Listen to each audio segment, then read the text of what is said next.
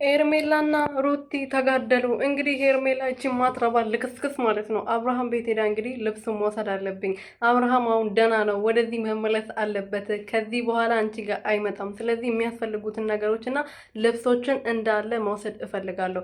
አብርሃም ደህና ሆኖ አንቺን እንደማይመርጥሽ እናውቃለን። አሁን አብርሃም ደህና ሆኗል፣ ሁሉም አምኖበታል። አብርሃም ይመጣል፣ አብረን መኖር እንጀምራለን። ደህና ሲሆን እኔን ነው የሚፈልገው፣ ይሄን ታውቂያለሽ እያለች ነበርና ለምንድን ነው ግን ሩትዬ ጣፊያት ለምንድነው በጥፊ ማታጋጫት እንዴ? ጉድ ፈላ። ለምንድነው ይሄና ለሷን የፈራሻት? ለምንድነው ማታላትሚያት ከግድግዳ ጋር?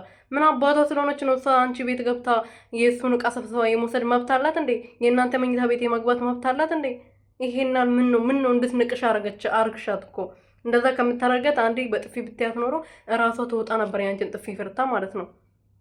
እና ስለምትፈራሽ ነው ወንድ ልጅ አስከትላ የመጣችው። ይሄ የሆነ ሴታ ሴት ወንድ አልጫ ማለት ነው። ለማንኛውም አንቺ ነሽ ራስሽን እያስከበርሽ አይደለም፣ ራስሽን ማስከበር ነበረብሽ። መኝታ ቤትሽ ልግባ እስከምትድረስ ራስሽን እንደዚህ እንድትንቅሽ መጠበቅ አልነበረብሽም። ይቅርታ አድርግልኝ፣ አንቺ ነሽ ራስሽን ያስናቅሽው። ሰላም ቤተሰቦቼ እንዴት ናችሁልኝ? እኔ በጣም ደህና ነኝ፣ እግዚአብሔር ይመስገን። በያላችሁበት ሰላማችሁ ብዝት ትርፍርፍ ይበልልኝ። ለዚህ ቤት ለዚህ ቻናል አዲስ የሆናችሁ ሰብስክራይብ፣ ሼር፣ ላይክ እያደረጋችሁ ቤተሰብ እንድትሆኑበት እና እየጠየቅኩኝ እንግዲህ ዛሬ ደግሞ ሴቶቹ ተደባድበዋል። ግን ሩትዬ በጥፊ ልትላት ይገባ ነበር፣ በጥፊ አላለቻትም። እንግዲህ ሄርሜላ በጥፊ እንድትመታ በሩታ እጅ እኔ በናፍቆት መሞት አለብኝ እንዴ? ለምንድነው በጥፊ ያላጋጭሻት እንዴ? የምሬን ነው እንዴ? እስከ ልብስ የመውሰድ መብት አላት። አብርሃም ደህና ከሆነ ከመጣ እኮ እኔ ልብሴን እፈልጋለሁ ብሎ ገብቶ ቤቱም እኮ መውሰድ ይችላል። እሷ ምን ቤት ነች የአብርሃምን ልብስ ለመውሰድ ቤት ድረስ የምትሄደው?